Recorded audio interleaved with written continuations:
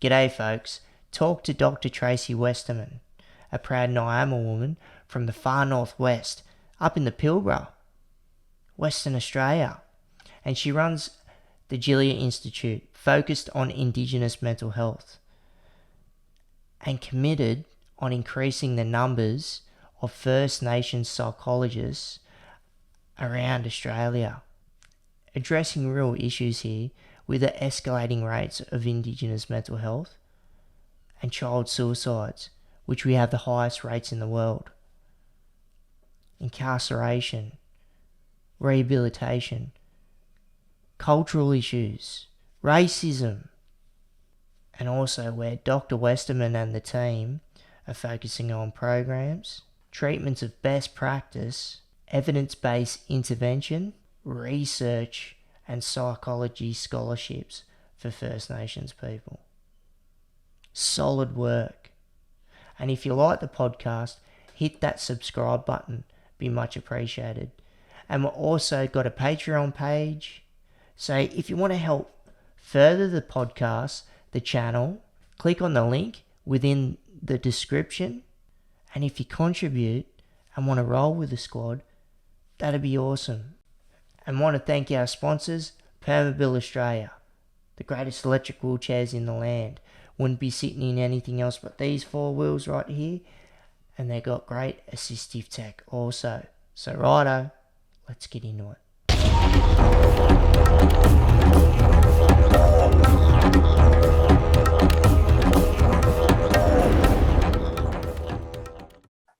Dr. Tracy Westerman, thanks for jumping on the podcast and having a yarn with us. I really appreciate your time because I know you're very busy. So no worries. Thank you so much for having me. Awesome. So I just want to jump into first, where's your mob from and where are you located at? I love starting a story I love starting interviews like this because a lot of people, I'm from a very remote part of Western Australia, and so often what I'm doing is I'm giving people a geography lesson as well as introducing myself, which is actually really cool. And Aboriginal way, that's kind of how we introduce ourselves anyway, don't we, in relation to land, country and mob. So I grew up in a remote part of Western Australia. That's a little place called Yandiera Station, which I have to kind of put people geographically where that is. Very remote between Port Hedland and Marble Bar in the very remote parts of Western Australia, the Pilbara. So I'm of a Nyamal mob, so yeah. Yeah, way up north. Two temperatures, Jake, hot and bloody hot. Yeah, I agree with you there. So yeah. And so where are you at now? You're still in WA, but like right down south in the Perth area, yeah? Yeah. So I'm actually coming from Wajak country today in Perth, so have been privileged to spend a fair bit of time in beautiful Noongar country in Perth. Awesome. So it's really important work, that you're doing in regards to, straight up psychology, because, there's a lot of practitioners out there and when it's got to do with general physical health, but, that's where people look after the body, but the mind's really important. Yeah. What you can harness there and, and where you can improve and help, it's, helping oneself, or if it's like yourself, helping a lot of mob out there and people in general. So, and just along to do with anything to do with mental health, and especially when it's got to do with First Nations people and, with Noongar people over there in WA. So, yeah, no, it's a privilege and an honour. So can you talk us through, so you're currently the managing director for Indigenous Psychology Services, yeah? Yeah, that's right, yep. Yeah. And I've just also launched a charity about 12 months ago called the Western Jilya Institute for Indigenous Mental Health. And that's been really awesome, Jake, because the idea is to get more Indigenous psychologists out into our highest risk communities, which are our First Nations communities and also our most remote communities. And so that's just been a real joy, frankly, to be able to do something that you can see every single day is making a difference to, mob that, frankly, there's only about 6% of Aboriginal people in mental health crisis that access services. And so much of that obviously is about going into a service that doesn't really understand your worldview. And so that's why I got into psychology myself, obviously, was that you were just seeing so much need and there was this disconnect that people would kind of go into a service and people wouldn't understand them and wouldn't understand the worldview. And so often what would happen is people would often not go in at all, or they go in and last one session, and that's what you don't want. So yeah, so it's been incredible. But the business I run, Indigenous Psychological Services, for 23 years, and nice, done that in the complete absence of government funding. So I'm quite proud of that fact, actually. Really? Yeah, not one cent of government funding ever. Yeah, solid. Yeah, good work. Yeah. Seriously, because that's where it not just, where a lot, if it's psychologists or mob in general, when it's a lot of focus on, when it's got to do with grants and other situations like that, you know what I mean? So, and government funding. So, no, that's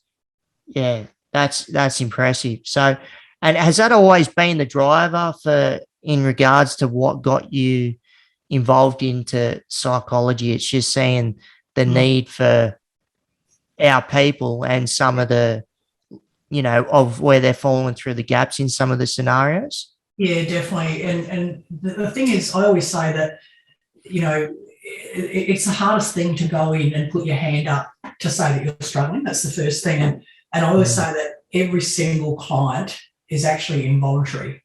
No one wants to go in to have to see a psychologist, and that taking that first step is really difficult. And so when you've got all these cultural barriers on top of that, it makes the challenge even greater. And so what we shouldn't be in a position of is having people coming in and making that first step and then feeling as if that's been a waste of their time. I grew up in the remote areas of the Pilbara, and of course you saw a lot of trauma through forcible removal. The origin of forcible removal always is. You remove children from families, and those families never recover, those children never recover. And sadly in our country, that's never been fully acknowledged and it's never been fully healed. Yep. And so when I decided to become a psychologist, I thought, okay, cool. I want to go down to university, I want to go down to Perth, and I want to learn all this amazing stuff that I want to then take back to my community and make a difference. And I sat in a lecture theatre, and the first thing was, Jake, I came from a community of, a couple of hundred. I did school there. And I was in the lecture theatre, and there was like 1,000 people in this lecture theatre, and that was overwhelming. Buses and crossing the road, and it was just terrifying because I was just such a country bumpkin. And then I said, so did you up until like the age of say 17, 18, going into uni, you spent that whole time up north and then flew down south, yeah? Yeah, and I did School of the Air, even worse, Jake. I did School of the Air or distance education. And so I was literally learning on the radio. So I'd get rung up and send stuff. And so I had a school, like a small school, but I had to essentially do most of my subjects through distance education to get into university. So I'd never caught a bus. I'd never caught an escalator. I'd never caught a lift. So everything was just terrifying. I remember a friend of mine, saying that I literally would grab someone's hand to cross the road because I'd never seen that much traffic. I'd never seen a traffic light. And so there was all that. And then I went into lecture theatres, and I was expecting the training to match the statistics of what we were dealing with, the highest rates of suicide in the world, highest rates of incarceration in the world. And I got into about third year, and the word Aboriginal was not mentioned once. Well, see, that's something I wanted to touch on. So just what your experience was like going through uni, and when it's got to do the whole Aboriginality, because you see what, you learn, or what you don't learn through primary school and public school systems when it's got to do with Aboriginality, and really what should be interjected there from what I think, and be the same with yourself. And then when it steps up to uni, so, where's the Aboriginality, and some of the statistics start running in. Yeah, absolutely. And so there's that thing where you are not just able to sit back and learn. You have to constantly advocate. You have to constantly be a critical thinker. And it's really interesting that I used to watch other non-Indigenous psychology students, and they would literally go into the lecture theatre, take the notes back and learn those notes off by heart, and then come out and blitz the exam. And so that's what white privilege actually looks like. It actually looks like the fact that you can do a lot more with a lot less. But as an Aboriginal person, you had to constantly question everything that was being taught and then try and translate it for mob. And so you couldn't rely on the science. And psychology is very much about the scientist practitioner model, which means your science informs your practice. And so when you've got a reality that, psychology is being tested on a mainstream population, so much stuff that they teach you inadvertently is having the opposite effect. It's actually making things worse inadvertently. Yeah. And so what was the experience, say, when you're going through university, right, in there, and you got some of the professors and whoever it may be that are putting across some of this information, was like, would you be in the position where you'd be talking back to the professor or whatever it may be, or you'd just sort of be sitting there shaking your head, or what was that feeling like? Look, I guess it was really challenging, to be honest. It's a good question, because when you're an 18, 19-year-old kid, you have no power. And so often what would happen is you start to question whether you've made the right decision. And so that's the big issue, and that's why I started the scholarship, to get more Indigenous psychologists into the profession, because what will happen is you'll put your hand up and say, hang on a sec, this is not relevant for my mob. And then it'll basically get dismissed, and the evidence isn't there or whatever. And so after 3 years, I questioned whether I'd made the right decision. And I thought, if I ever see another university again, it'd be too soon.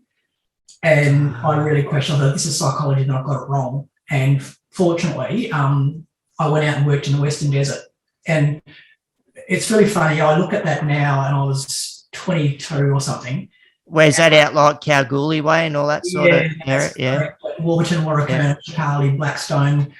And to put it in perspective, Warburton is where the petrol and glue sniffing first started, where it became, global attention was put on those communities. And it was not unusual. You're going into a reality in which you've got 30% of the community walk around with tins of petrol and paint around their neck.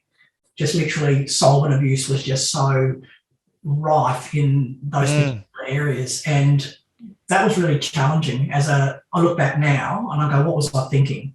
But that was the best thing I could have done, because remote communities, there's nowhere to hide.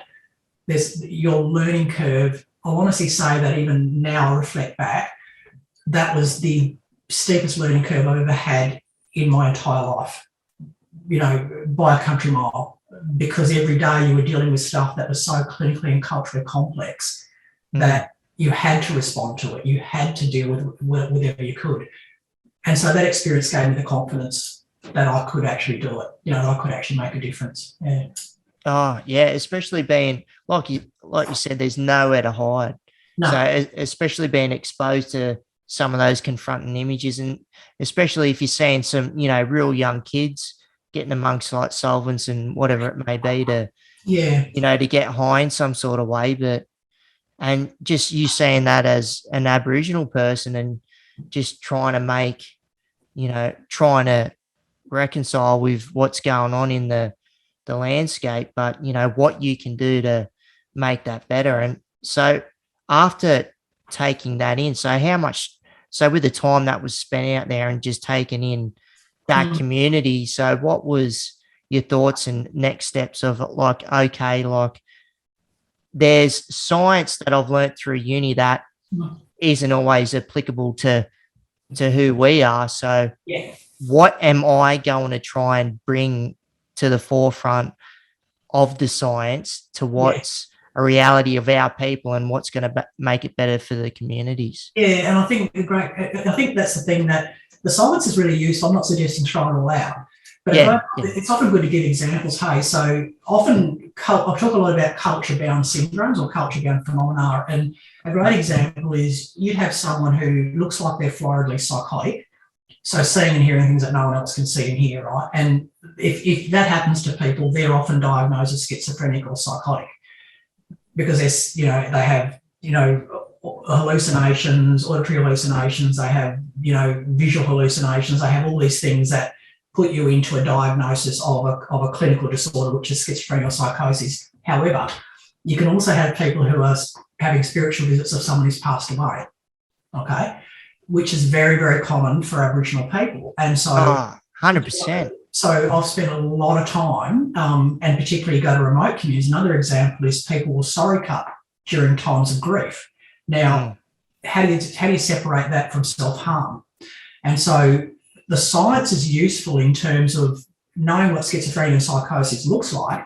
The cultural bit that I've actually provided in terms of my work is figuring out at what point the diagnosis of psychosis schizophrenia is appropriate and at what point it's a cultural grief process. Or, is it self-harm or is it sorry cutting? Is it longing for country? Is it depression? So there's all these different sorts of culture-bound syndromes that, again, if you just take a mainstream approach to this, you're going to get it wrong really quickly, Jay. And and I loved how you put it right there, cultural-bound syndromes. Yeah. Like, that's really important, I think, for a lot of mob out there throughout the country to really take note of that word and really amplify that, I think. Yeah, and it's really interesting. I was one of the first people to start talking about that. These sorts of things are known about globally with Indigenous cultures. Canadian, Native Americans have it. Maori populations have it. It's very common. But I've just published the first paper on this in terms of scientific paper. And so the value of that, Jake, is now scientists, psychologists, psychiatrists around Australia have to actually pay attention to this now. Because prior to that, they could dismiss it and say it's not a real thing. It's all in your heads, or it's, something that you made up or whatever. And so what we want to be able to do is force mainstream to join us, to understand our worldview, but in a way that's directed by us and really clear, See, that frustrates me. Hey, so like when you say, no, it's like you made it up, whatever, like when it's people that are looking at whatever country they're from, and what I mean by country, like Aboriginal nations, and some of their spirits and gods that they look up to, and they're going to say, what are you on about? But if someone's going to go in and talk about if it's one of the Abrahamic religions, they're not going to question that, are they? So definitely. When you're talking about some of those religions, but you're looking at some of the Aboriginal religions, you're talking 65,000, 120 thousands of years going back before a lot of these other mainstream religions, but then they get pushed aside, which is so frustrating to me. Yeah, definitely. And it's a challenge for the average clinician because, their focus is to do no harm, right? So if you've got someone who's psychotic and they're potentially harm to self or others, then of course where they land is they go, okay, let's treat this in the best possible mainstream way that we know, and that's often to medicate people with antipsychotics.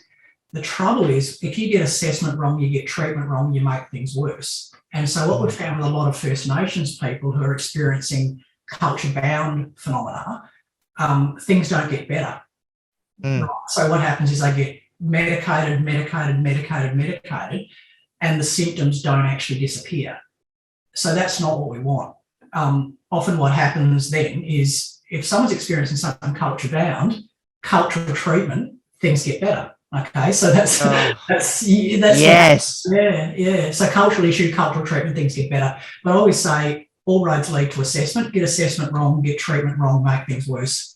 And so that's what I spend a lot of time doing, is teaching people how to get that starting point right, and then everything leads from there. So just to make it simpler for people.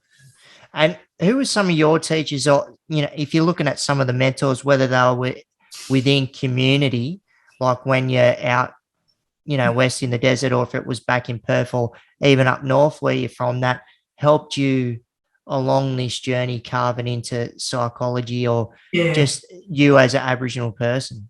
Yeah, look, easily my elders and elders. I was so lucky through the Western Desert. I was in Kalgoorlie base there and travelling out to remote areas, and Wongai mob, and they all know who they are, and they essentially, when I was a 22, 23-year-old kid, let me stuff up, let me make mistakes, and they were so generous. And this is the thing that I love about mob. We are natural teachers of people. We love imparting knowledge, and we love, as long as you are respectful and learn your place. That's the big thing. Elders will growl you and they'll say, learn your place. And so you have to step back and be guided by. And like, I've lost count of the number, whether it's law people who have shown me things amazingly, whether it's nunnery who have shown me things, just elders who will sit and yarn and spend their time and teach you about culture and all those things. I have just been so fortunate in the number of people who have taught me things. It hasn't been academics that I've learnt the most from, interestingly enough. It's been elders, it's been, people at a community level. Community always know what's going on in their own communities. They always know.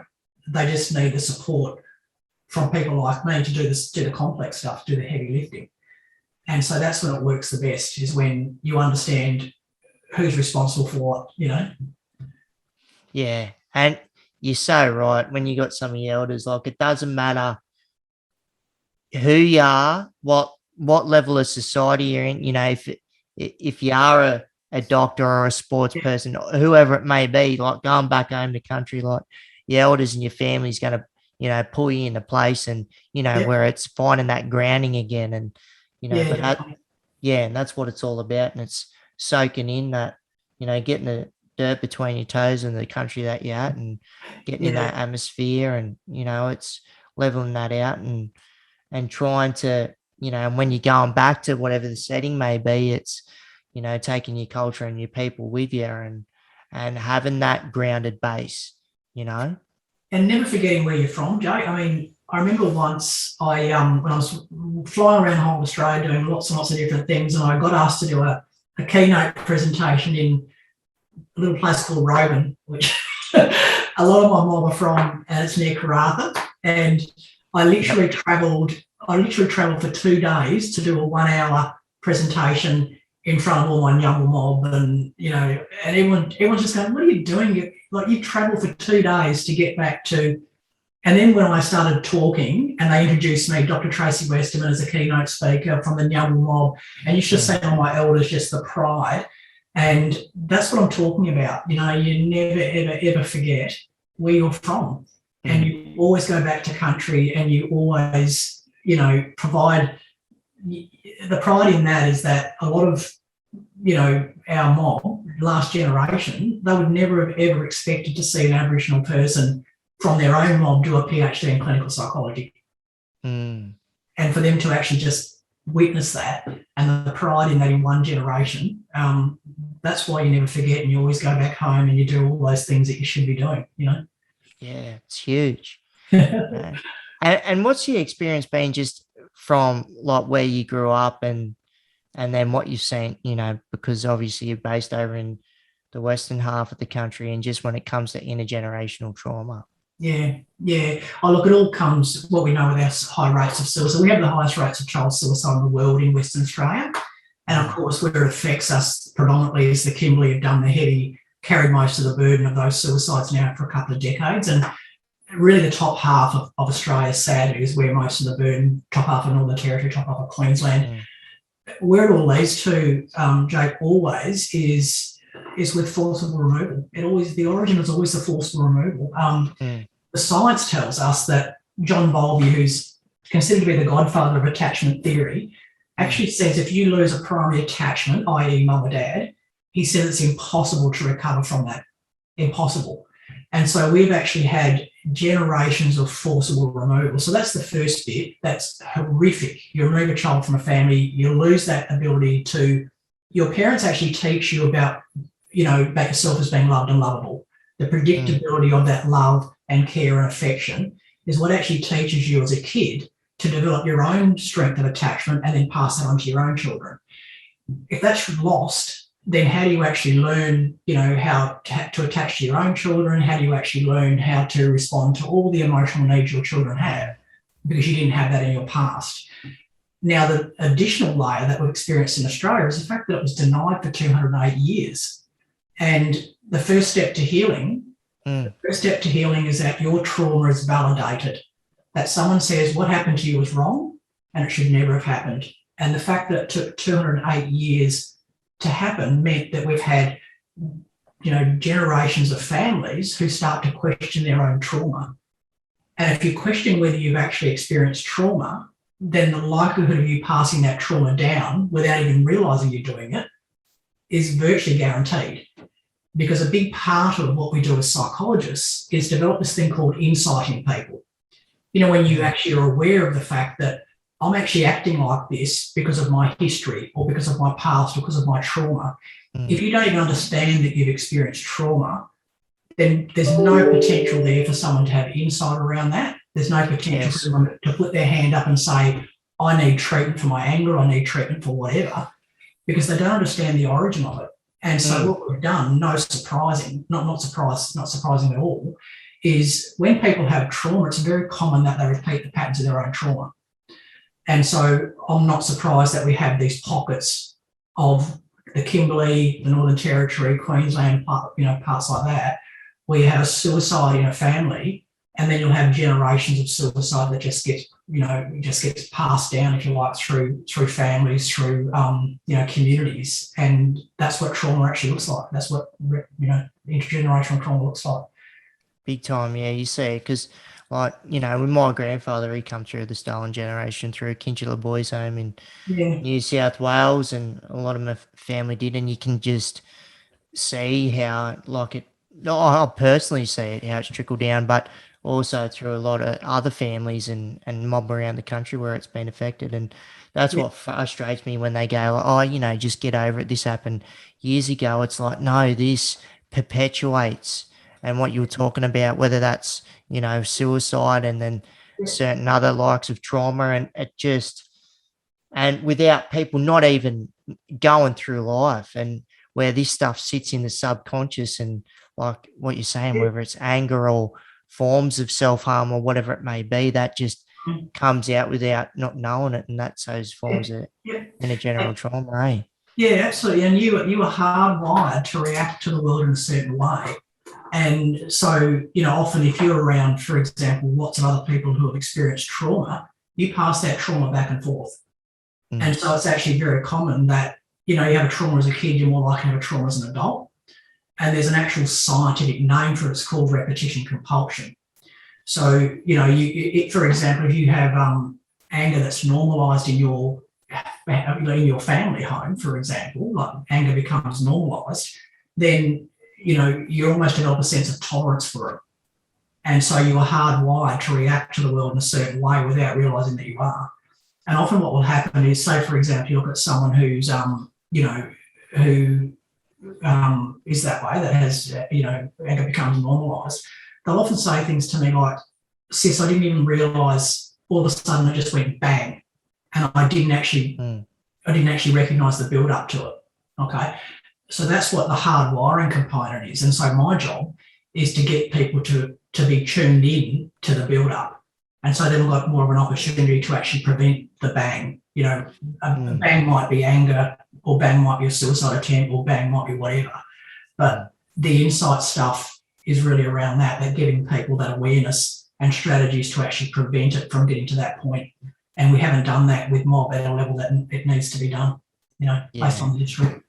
And does it get tricky working with youngsters too, because that have, depending on the background they're going in, because, there's a lot of, when you're looking at the justice system in general, it doesn't matter what state or territory, when you got where they've made up of a lot of Aboriginal kids, but where, early intervention is, really important. And is it, when you're talking about inciting and some of these other works, when it's got to do with the psychology, what are your thoughts of what's needed to be done when it's got to do with, youngsters that are, if they're just having trouble in their community, or they're going through justice as, young adults or children in general? What's the thoughts there?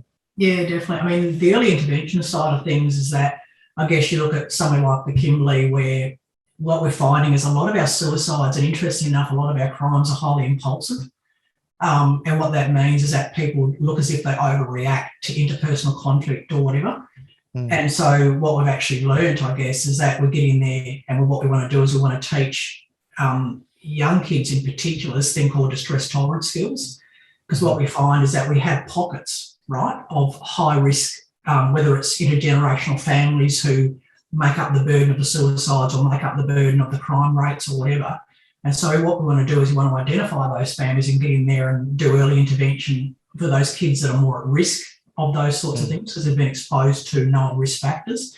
And so the big thing that we do is just get in there and teach them effective communication skills, anger management skills, distress tolerance skills, all those things that we know give us our best opportunity of preventing things from, either the suicides, being ingrained or criminality being ingrained or whatever.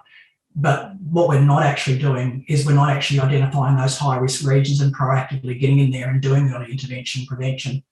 And that's what we should be doing more of, teaching them at that level before things become problematic. we want to develop the skills before the crisis occurs. And what often happens is you'll have all this youth crime and then all of a sudden all the services are running around reacting to, whereas what we want to do is identify those high risk cohorts and get in there and develop strategies in kids that we know give us our best opportunity of crime reduction, best opportunity of suicide reduction. And it's all those things I've already talked about. Teaching kids how to manage interpersonal conflict, teaching kids distress tolerance skills, because this is what we know. Most of our crimes and most of our suicides are really impulsive. They're really quick.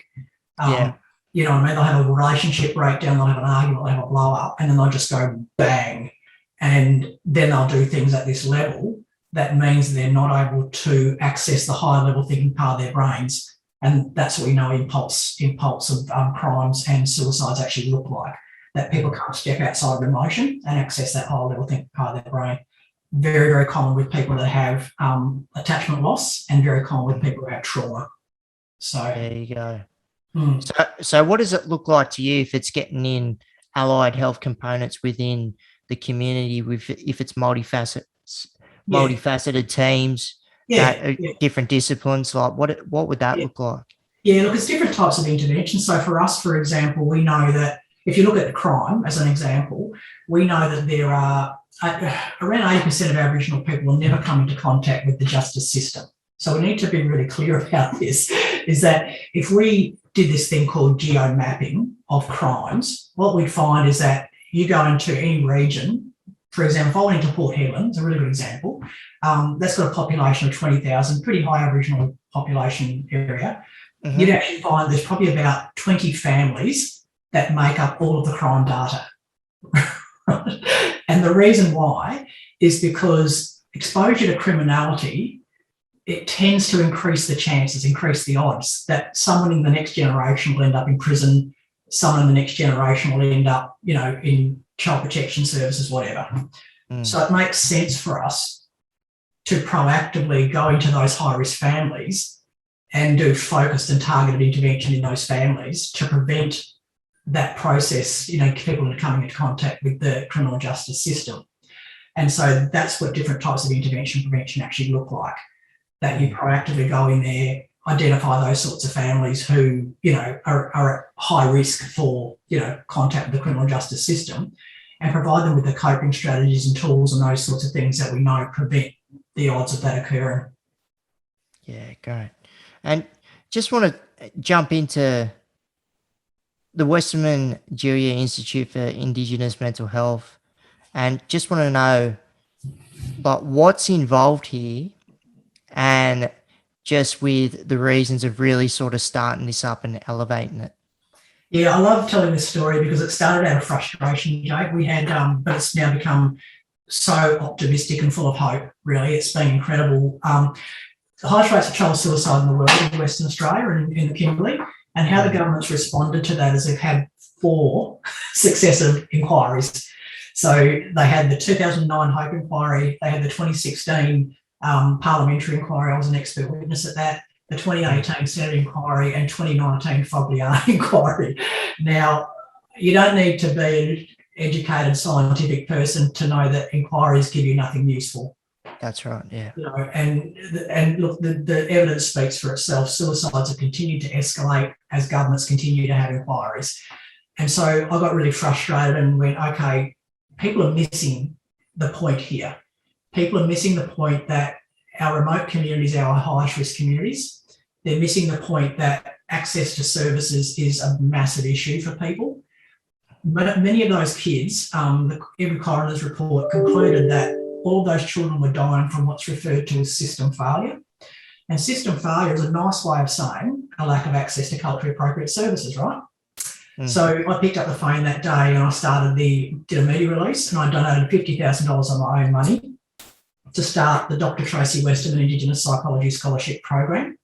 Now that means that $10,000 a year is a scholarship. So it's over, the idea is over 5 years. Now, very, very quickly, lots of other people went, of course we need more Indigenous psychologists. Who didn't think of this? Why didn't we think of this before? Of course, that's what you need, you know. Yeah. And so in the first year, we got enough donations just purely from people in the public, just donating money. And so then we became a charity really quickly. Nice. In the first year, we were able to allocate 15 Indigenous psychology scholarships across Australia. Really? Yeah, just in the first year. So we managed to raise. Hold on, in the first year. Well, we're kind of still in our first year, Jake, to be honest, because we launched it on World Suicide Prevention Day, which is September 10th. And that was an obvious thing because we went, okay, World Suicide Prevention Day, no one even mentions Aboriginal on World Suicide Prevention Day. No. And there's no greater injustice than to be invisible, than to feel your pain matters less. And that made me quite cranky. And I went, I'm so sick of my mob being invisible. We've got the highest rates of child suicide in the world, and it's not even mentioned. And so I do a lot of media, and that's in the world, and in the Kimberley, like in if you took the Kimberley out of the equation, the suicide rates, frankly, would probably fall pretty close to mainstream.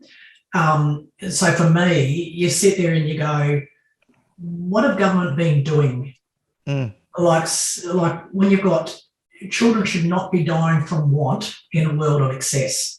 We are a first world country, Yeah, and is there anything brought to the attention? Like, I know you got closing the gap, right? You got the different pillars and different sections of what they try and embark on there to close, and you're never going to fully close the gap, right? Yeah. But it's trying, it's bettering it in a sense. But is there anything in regards there that are honed in when it's got to do with like the mental health, and it's got to do with the suicide prevention and what can assist like you mob out west, but just Australia as a whole? A couple of real simple things. They only actually put suicide in the closing the gap just last year.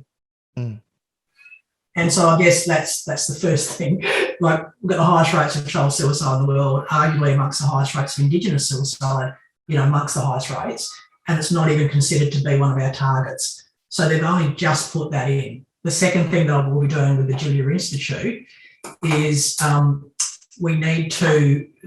programs are required to demonstrate that they're reducing suicide risk factors.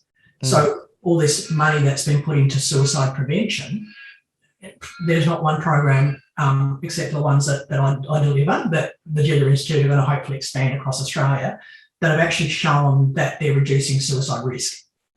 So that's the second thing. You just need to say, okay, guys, you need to measure outcome. You need to make sure that your programs are actually measuring suicide risk reduction. And so that's the first thing. You can't close a gap if you're not measuring a gap. So that's obviously a pretty critical thing. So this year with the Jilya Institute, we've just got a Lottery West grant, and we'll be doing that. We'll be actually creating a national database and assisting people to be able to measure suicide prevention outcome with their funded programs. And it's quite complicated in its explanation, but that's essentially what we'll be doing to drive. No, that's great. Yeah.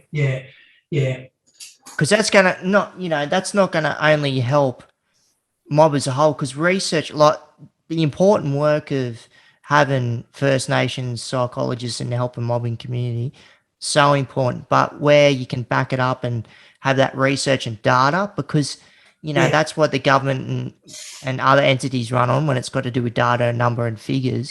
But the thing is, that's just helping mob in general. And when it's going to come to, if it's more government grants, or that's going to help the charity as a whole. And if you've already got 15 psychologists straight off the bat, and where that's helping them develop, and you're and then all of a sudden, and I'm glad you said that as well when you're talking about you want to start pushing this across the nation, Yeah. because you're already, you're looking at running a strong program over West. And the thing is, and I think, and when I look at psychology in general, what's funded, when I'm thinking about like fetal alcohol spectrum disorder and the other sorts, where all of that's heavily funded over in WA, and some of the resources of that, compared to, like, you're looking at the population over here on the East Coast, and you look at the people that really practice and can clinically diagnose fetal alcohol spectrum disorder.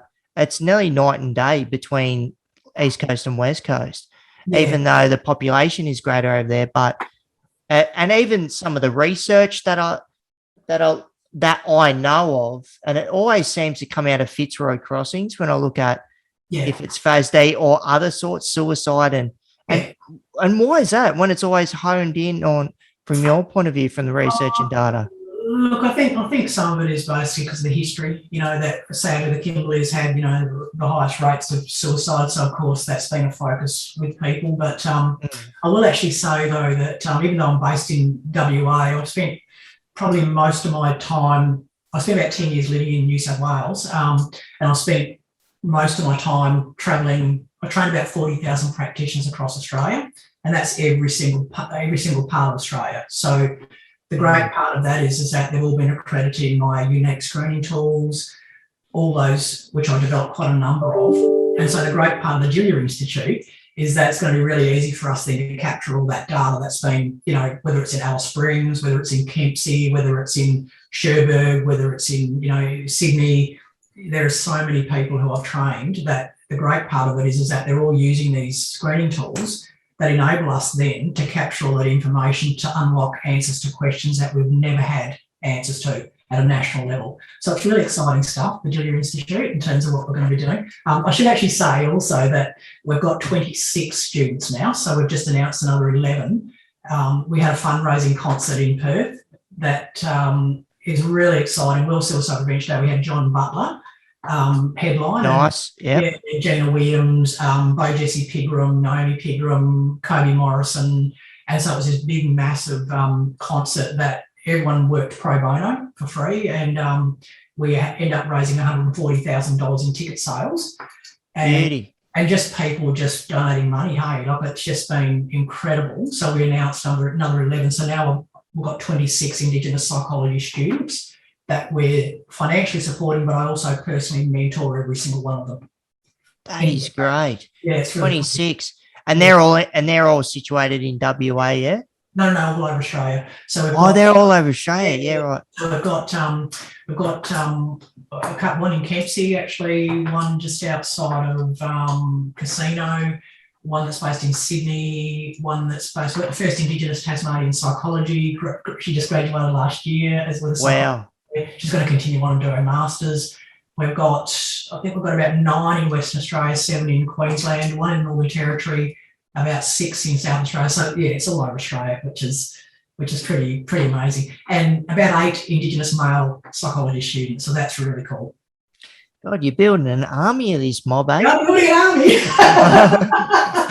That's why the hashtag. I just love the build an army hashtag, because like as an example, like at a real practical level, hey, like I consider myself to be a reasonably skilled psychologist, and you look at something like the Kimberley, and I was talking to a colleague the other day, and I said, because of the issues in the Kimberley and how dire it is in terms of empathy, I just said to my friend, a psychologist, I said, would you work out in the Kimberley? And he turned to me and said, absolutely not. Because it's overwhelming in terms of just being the only person, the only psychologist in a remote area with high needs. And within a year of the Jilya Institute, we've got 5 Indigenous psychology students from the Kimberley.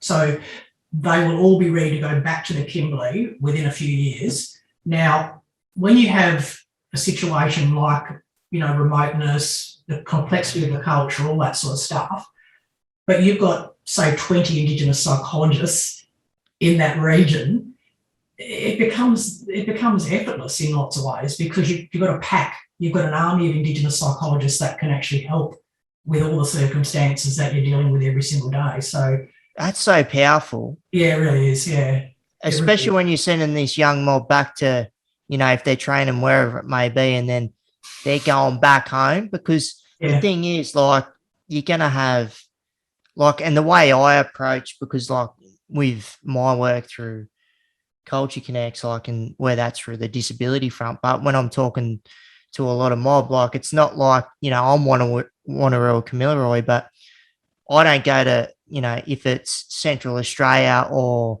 it's talking to people like and TI or whoever it may be, talking along the same breadth. Like, you got to take each nation differently, because how people react and it's whole different language sets and different cultural beliefs, and just being able to have that power of having this mob training up and then going back to their respectful nations. That's huge.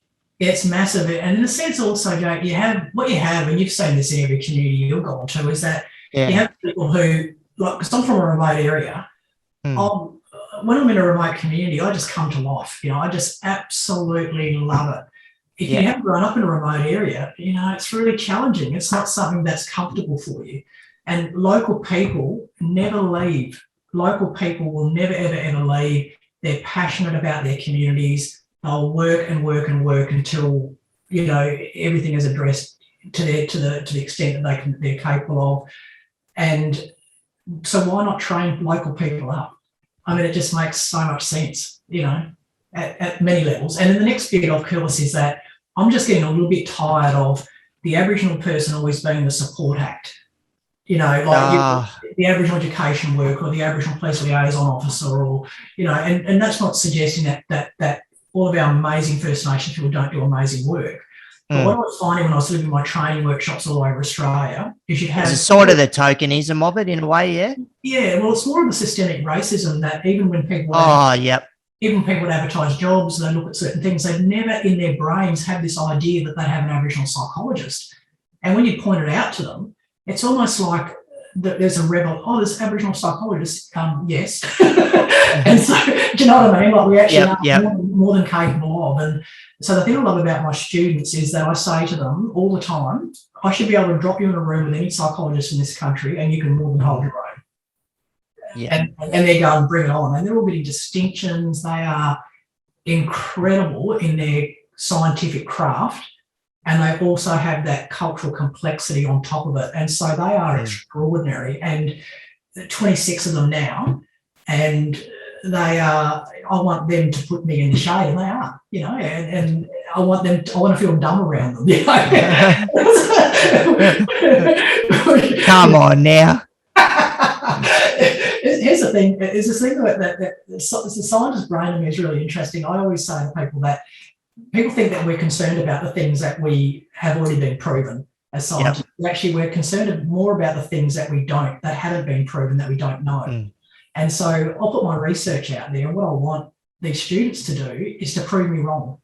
Is to say, because that's what science demands. Science demands recruiting and getting better. And I have no problem at all with one of my students saying, hey, Trace, that was a really good paper. However, I actually think you were wrong here.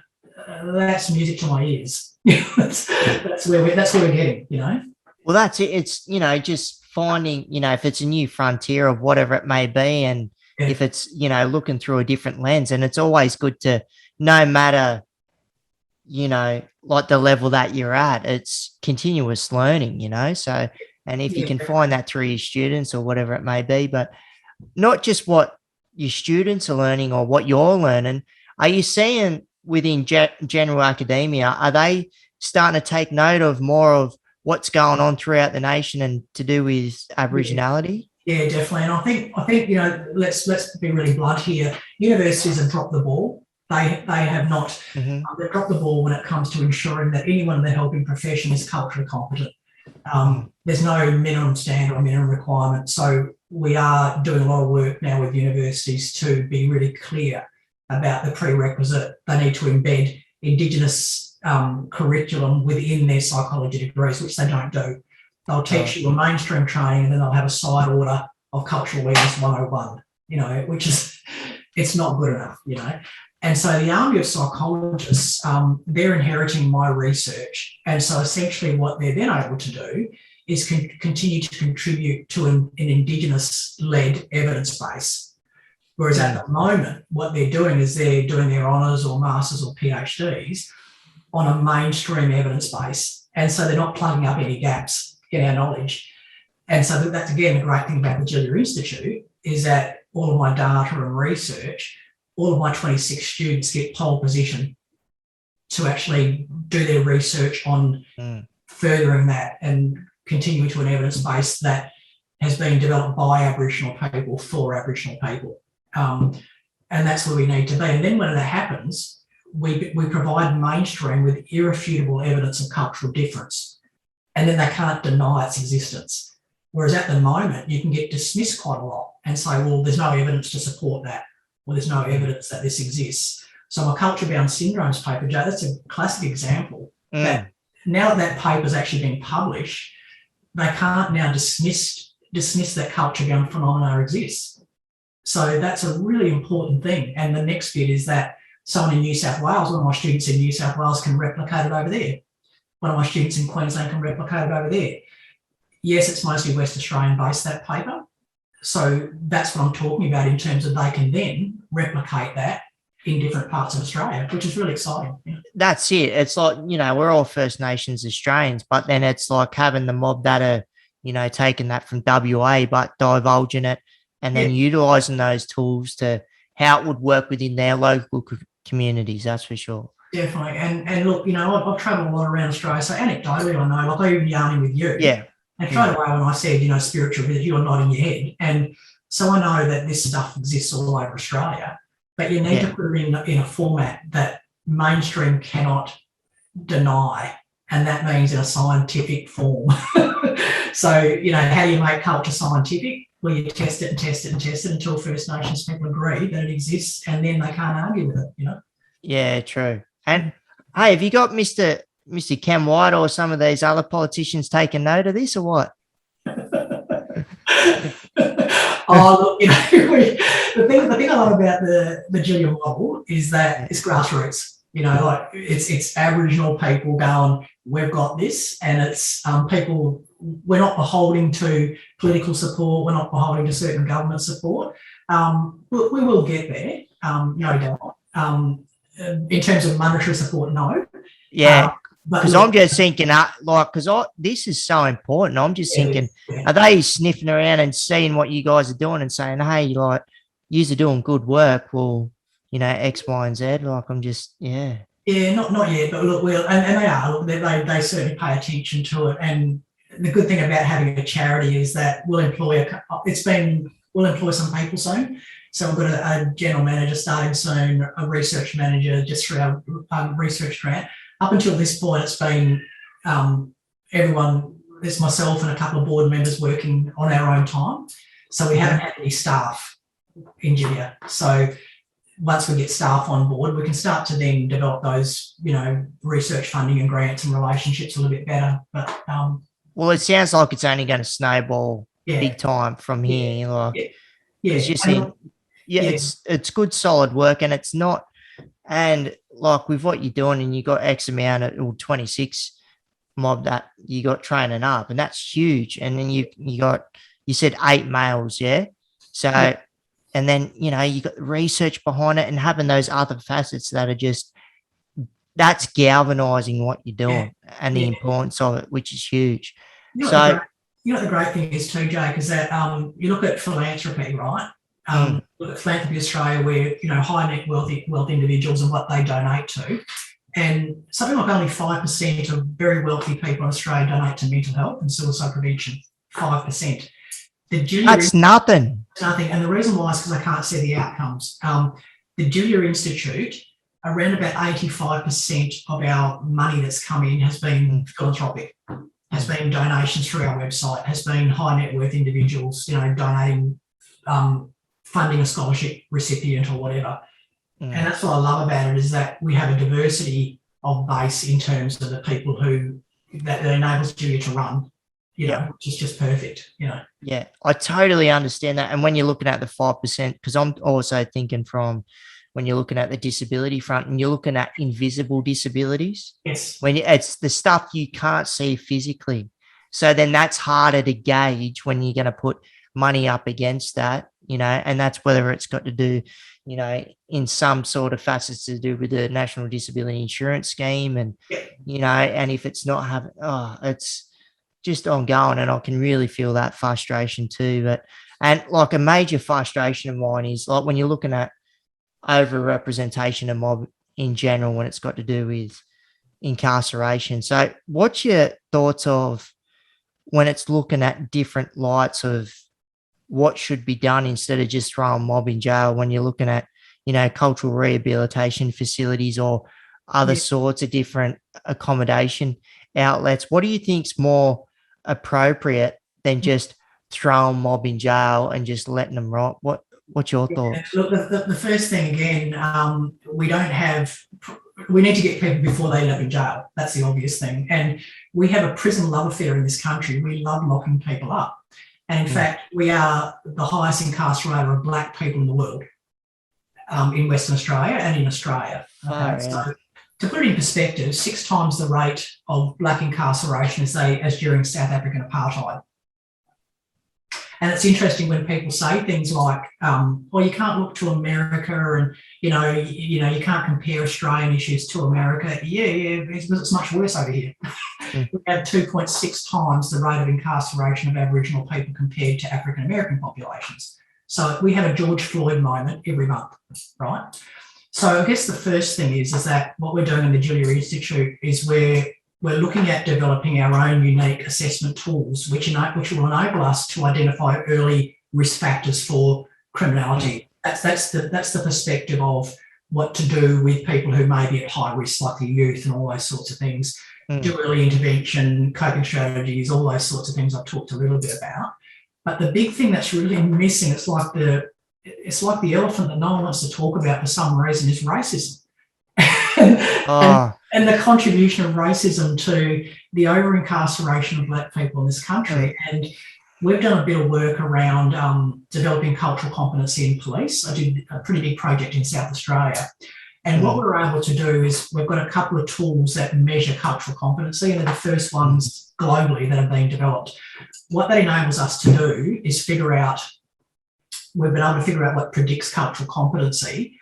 And then what we do is we target the skills that we know increase the likelihood of people being culturally competent.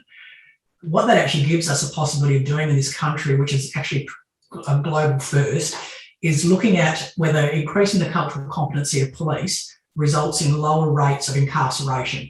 And so that national database I've talked about, that's driving as a national database, is looking at. So you look at something really practical.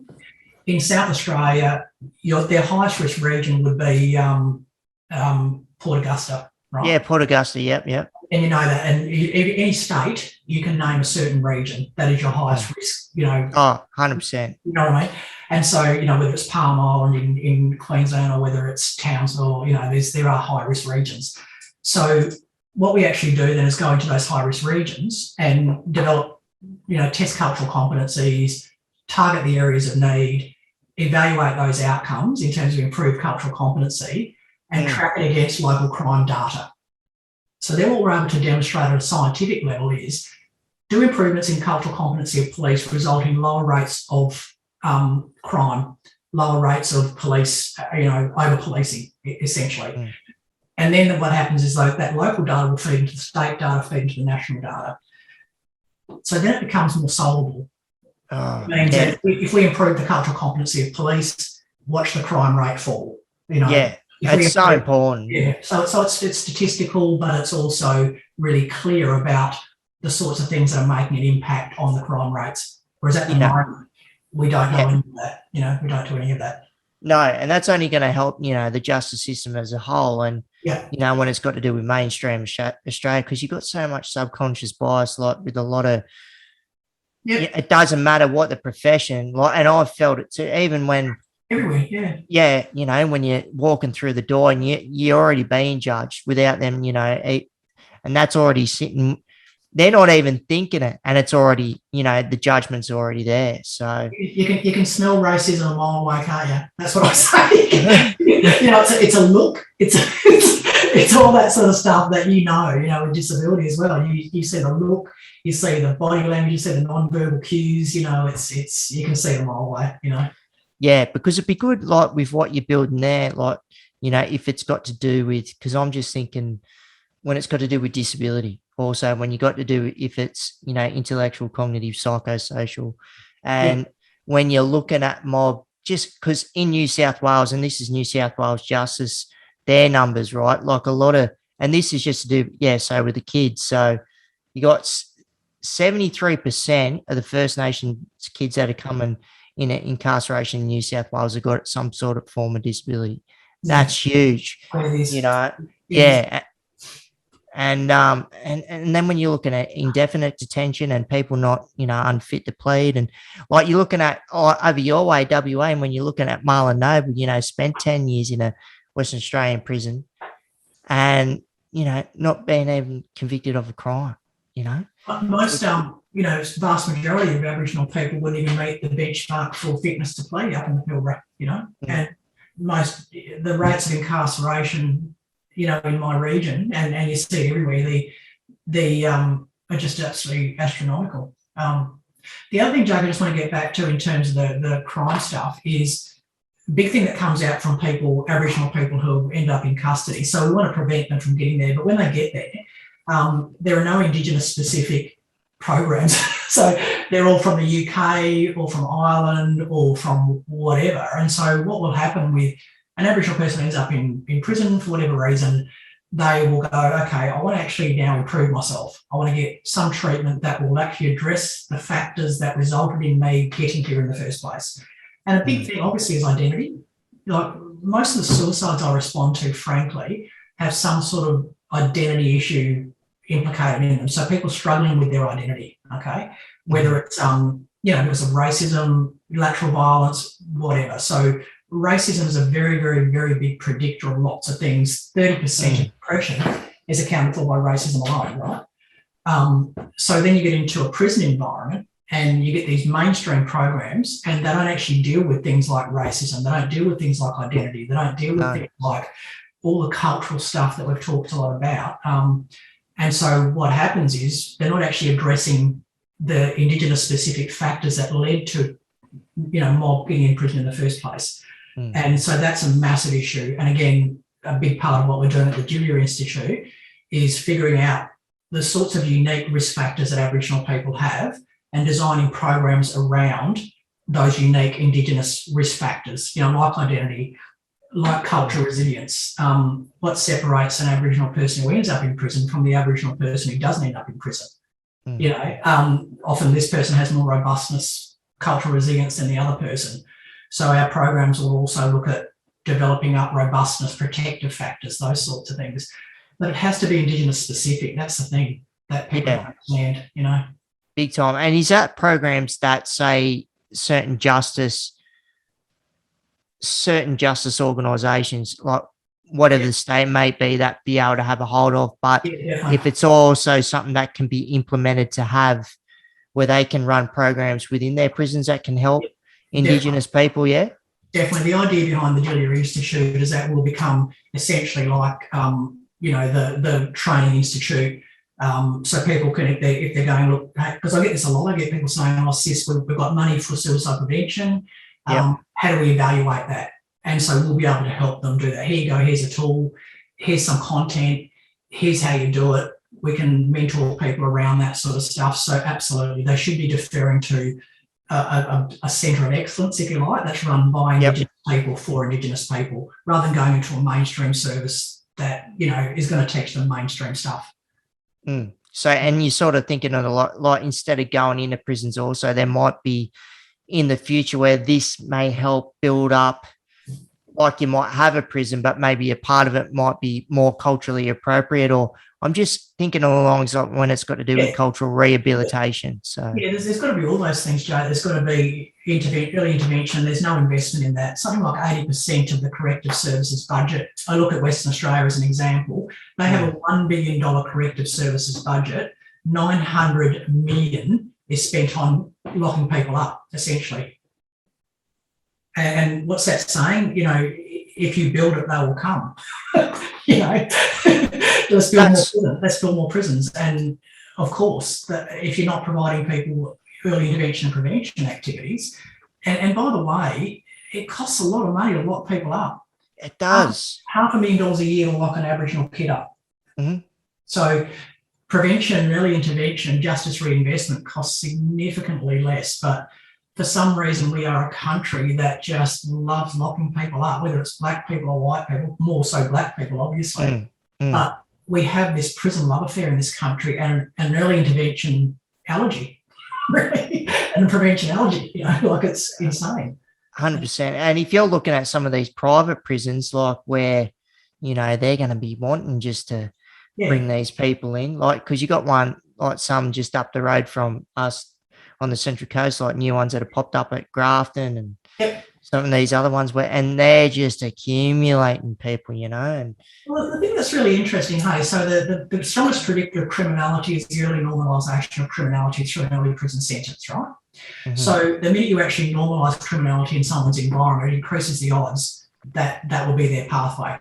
I look at something like a Grafton, I look at something like a remote community called Roban that I've already mentioned. That has a population of 7. Did you say Roma? Roban. Yeah. Roban. So Roban's in Queensland, but Roban, 700 population, pretty much 100% Aboriginal. Roban has its own maximum security prison. Now, come on now, you know, it creates the environment, you know. That's right. They'll pinpoint that geography. Look at 100% Aboriginal population. Let's throw that in there and just lock up the whole population within that Roban and the surrounds. You know? Yeah, particularly with kids. I mean, we know that, you know, the strongest predictor is an early prison sentence. So the minute you put a kid in prison at say 10 or 11 or whatever, you've taken away their possibilities before they have any possibilities. And so that then becomes like normalised very, very early in study. And often people will say things like, "Oh, just cut out some time. It's no dramas. A slap on the wrist. These are prisons. They're not detention centres. They're not holiday camps. They're prisons." And so the minute you normalise that for a kid, that then creates a perfect storm of a kid actually not feeling as if they've got any other option other than to go to prison at 10 years of age. You know? That's it. It normalises. Yeah. You know, because I've talked to so many mob where they feel comfortable being inside, or where I talk to mob and they say it's the people that are working within these facilities. It's like they want you to feel welcome. They want you to feel like this is normal, you know? Yeah. So, so they're using prisons as hostels, and, you know, when the prison's there, from the perspective of a magistrate, the heavy lifting is to do the early intervention prevention work. So if a kid has, say, for example, a kid feels unsafe in their home, often what that means is that the parents haven't learned how to parent.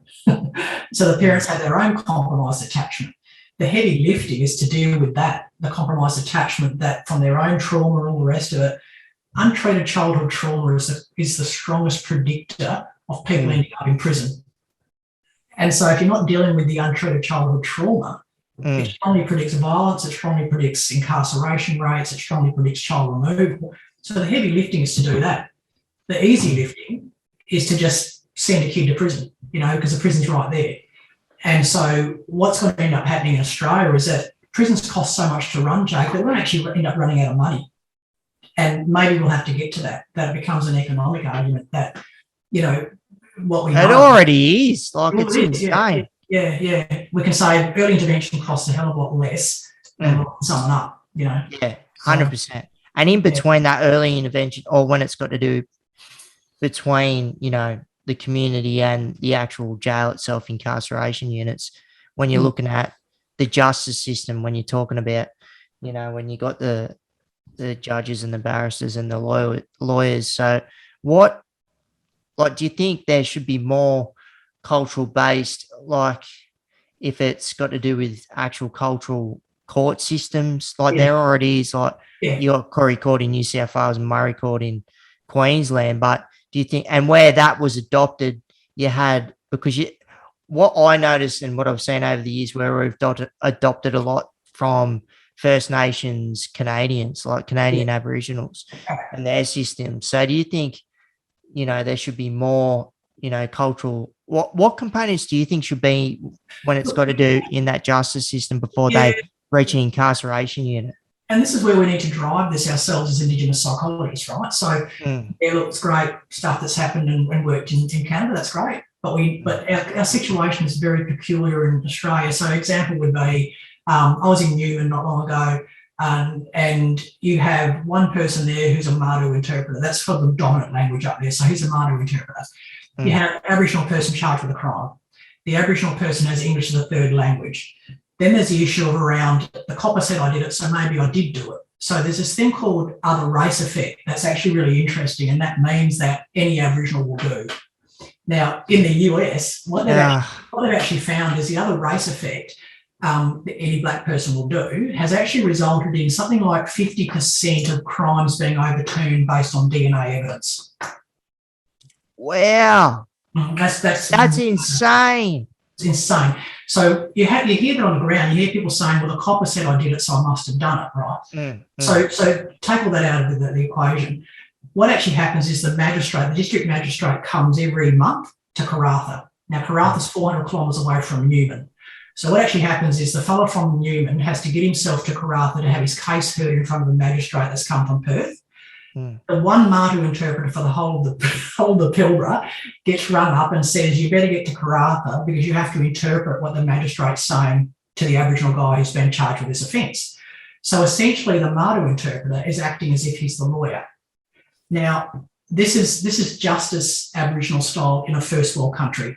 So that what we need to do is we need to get in there and figure out fitness to plea.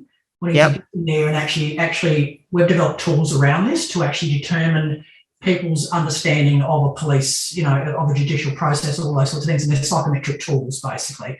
So that's great, because I was going to ask that. So yeah, so that's the first bit, is that people don't understand the legal process. That's fundamental. That's a fundamental thing. But the reason why people don't want to make a call on it is that the minute you take culture into account in a court system, it opens up the floodgates for every Aboriginal person. It's too high risk. That's right, yeah. Because I think that's going to blanket the nation, and they're going to be like, whoa, let's put the handbrake on here.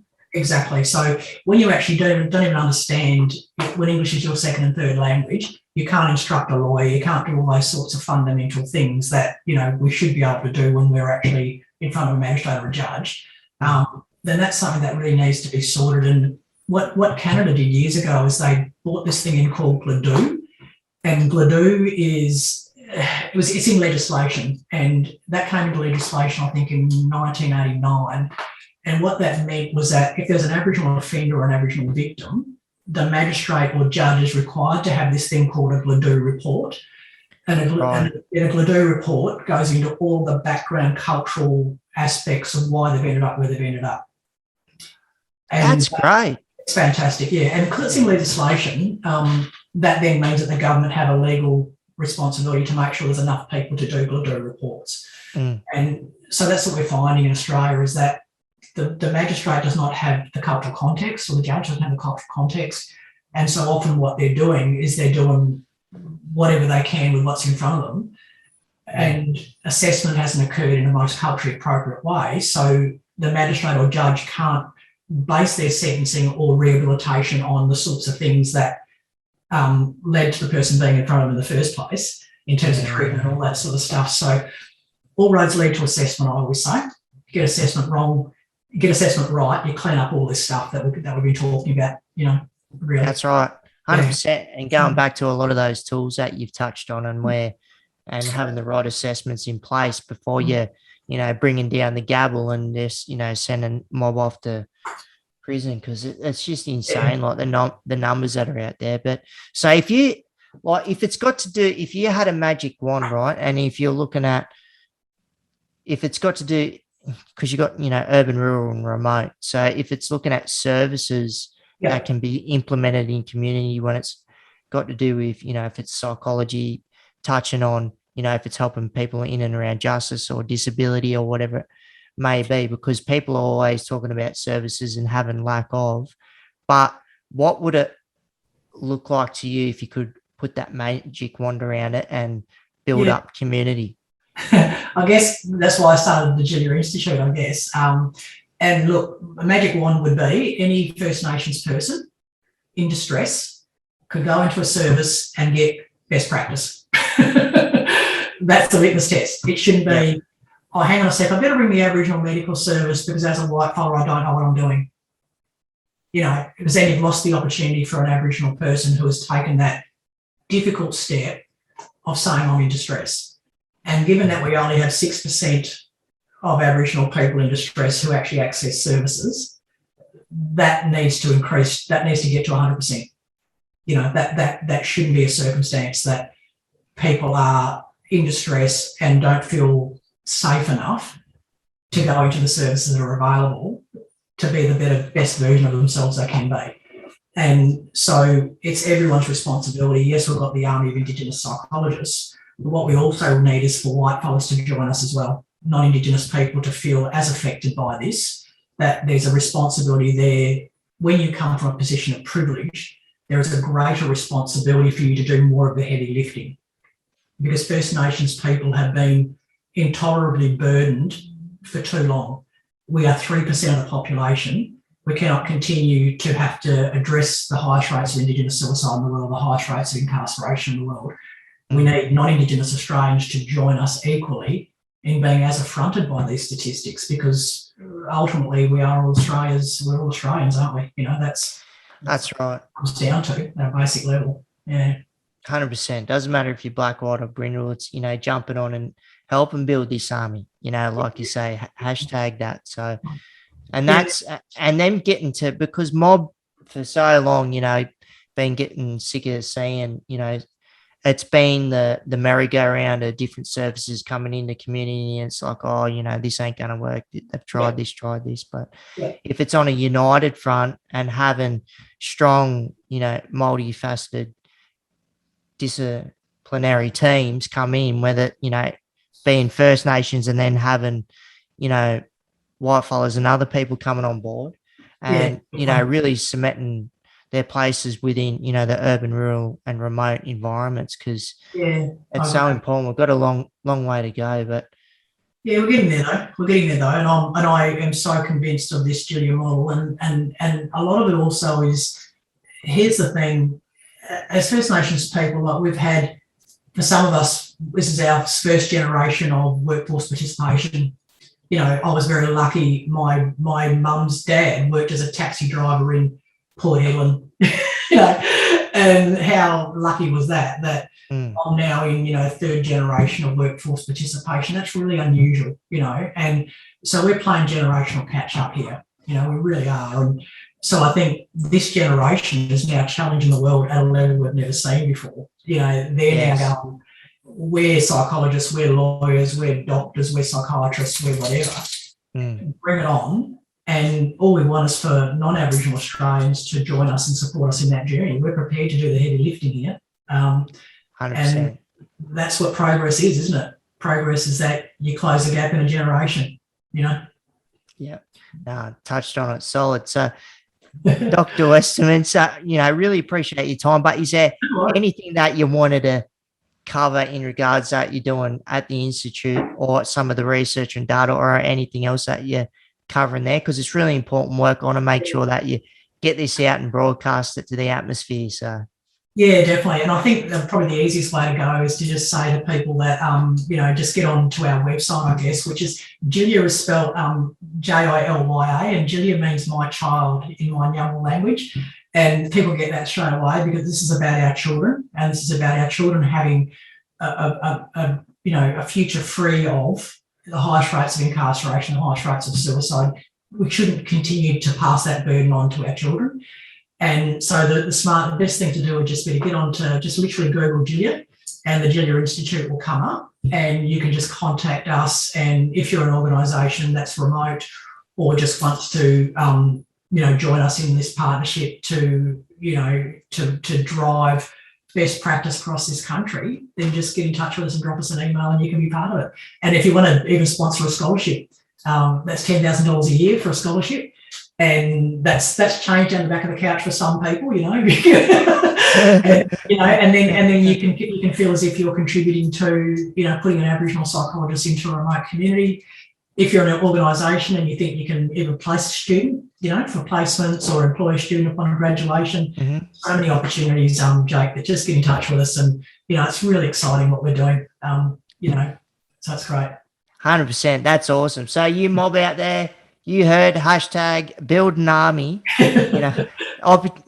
so many opportunities to jump on board and, help the important work that's going on here, whether you want to get into psychology or just helping the Institute as a whole and the important work around Indigenous mental health and everything that surrounds that. So, Dr. Westerman, again, really appreciate your time. No worries. And just to finish too, we are a registered charity, so every dollar is tax deductible. So another great thing is that you can just get on Jilya's site and donate $5.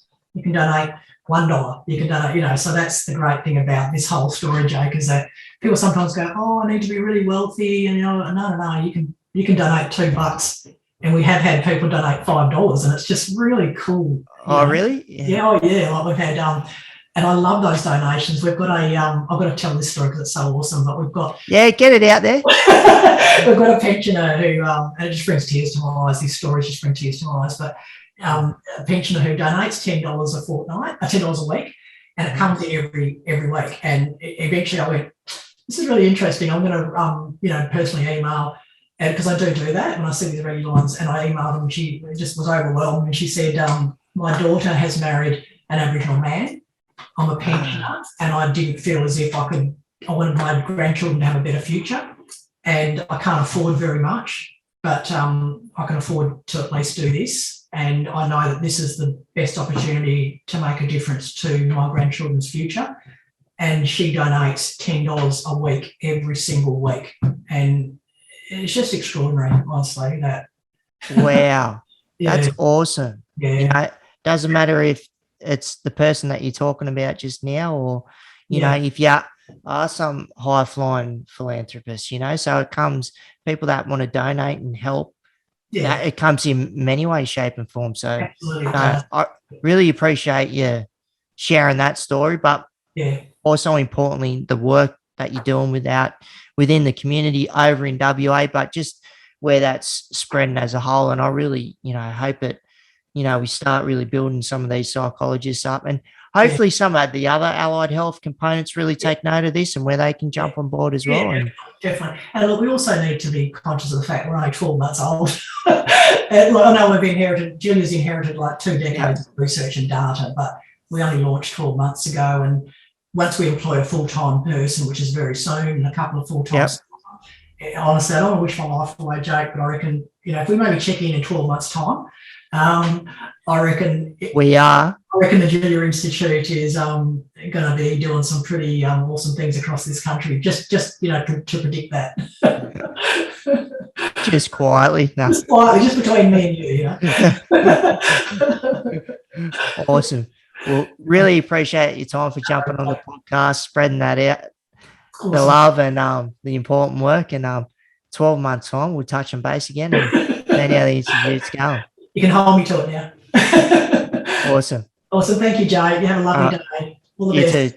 Talk soon. Bye.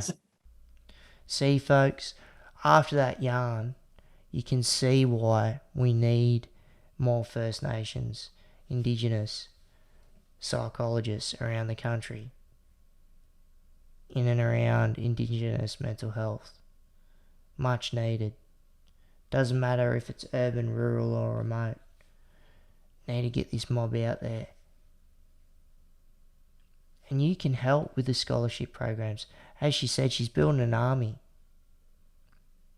And you can contribute by throwing some dollars in there. Solid work. And if you like the podcast, hit that subscribe button. Be much appreciated. And we've also got a Patreon page. So if you want to help further the channel, the podcast,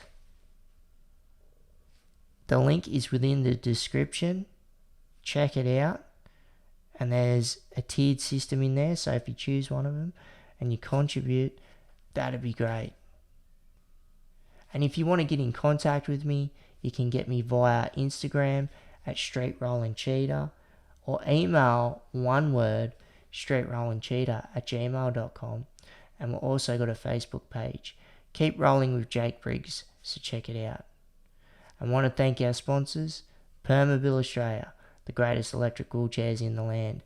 Wouldn't be sitting in anything else but these 4 wheels right here, and they got great assistive tech also. So righto, we'll see you on the next one.